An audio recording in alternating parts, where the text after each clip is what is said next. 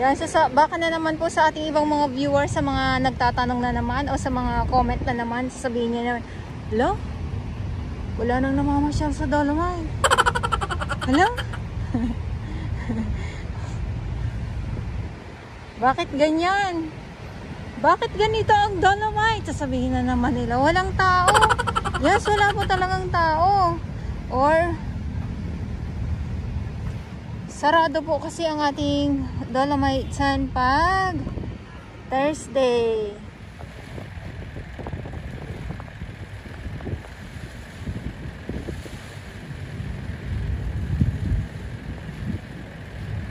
Akala niya nasa ibang lugar lang tayo.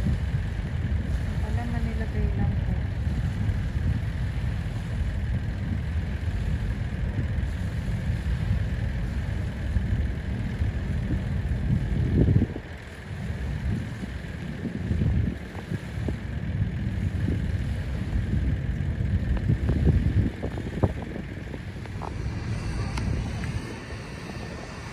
Ayan, so dahil ay trick ang araw, so lakad tayo dito at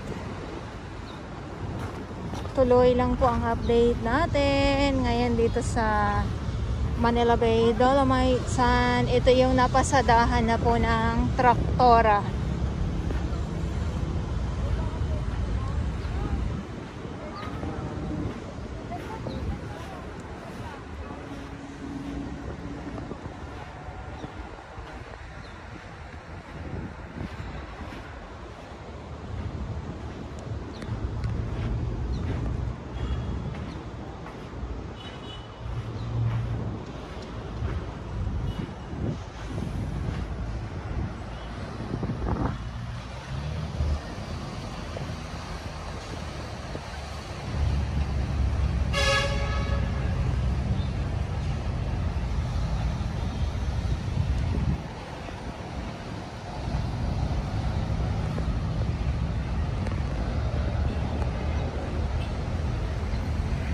Dito muna tayo, lakad muna tayo.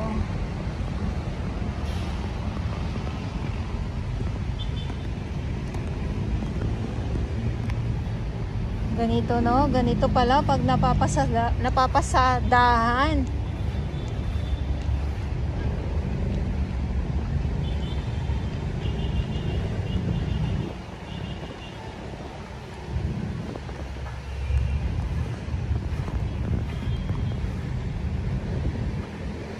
Yan, baka na naman po sa ating ibang mga viewers, sa mga nagtatanong na naman o sa mga comment na naman, sasabihin niya naman, hello? Wala nang namamasyal sa Dolomite. Hello? Bakit ganyan? Bakit ganito ang Dolomite? Sasabihin na naman nila, walang tao. Yes, wala po talagang tao. Or sarado po kasi ang ating Dolomite Sun pag Thursday.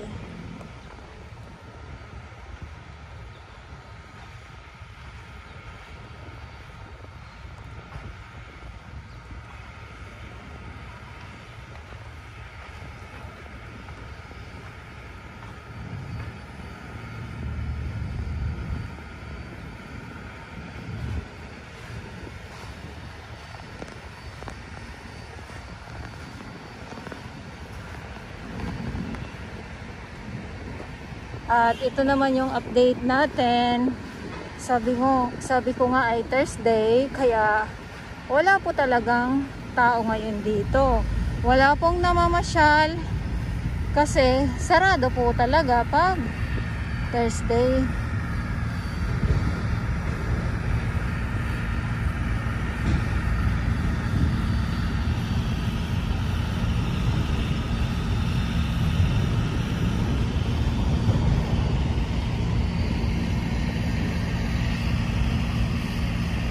Hindi pa tapos sila bossing.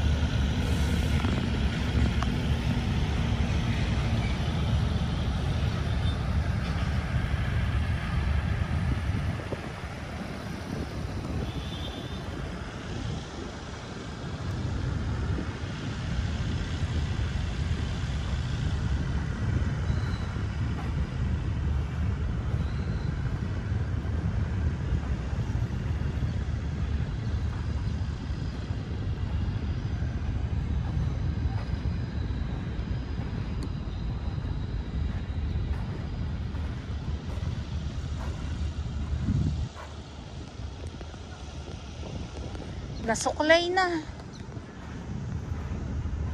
Nasuklay na. Nareba na. Nareba na ang ating dolomite. Kaya ganito ang result.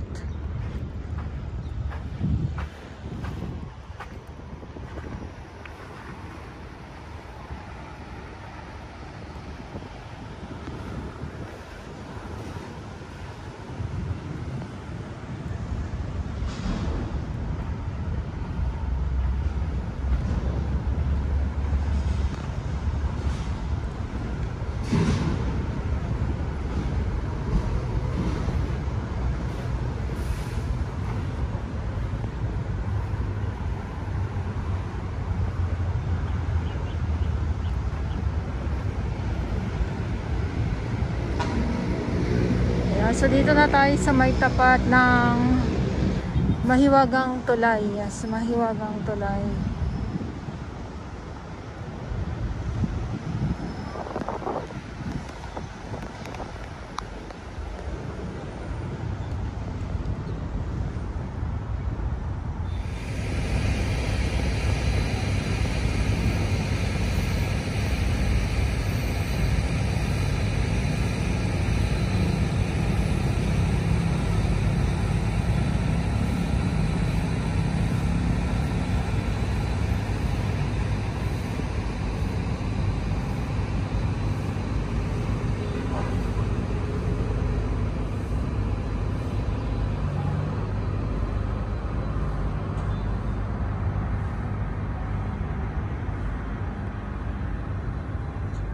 Diba? Yung ganito lang sana araw-araw eh. Tapos wala kang basura na makita. Tapos sa tuwing hapon, yung aabangan natin dito ay yung sunset, diba?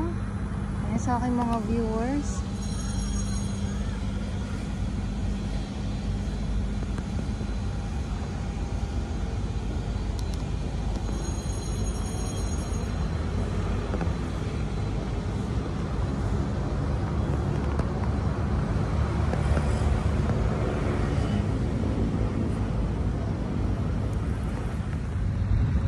Ayan, so dahil ay tapos na ang pagplancha, charis, ang pagpasada ng equipment or ng go traktora dito sa Dolomite Sand. Ito na po ang result.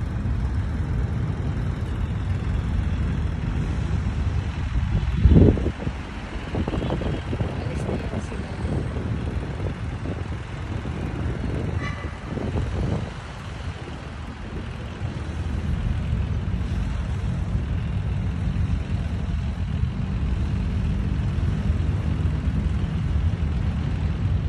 Ayan na. Ito na po ang result ng pagpapatag ng Dolomite Sand. Ulit-ulitin ko po sa aking mga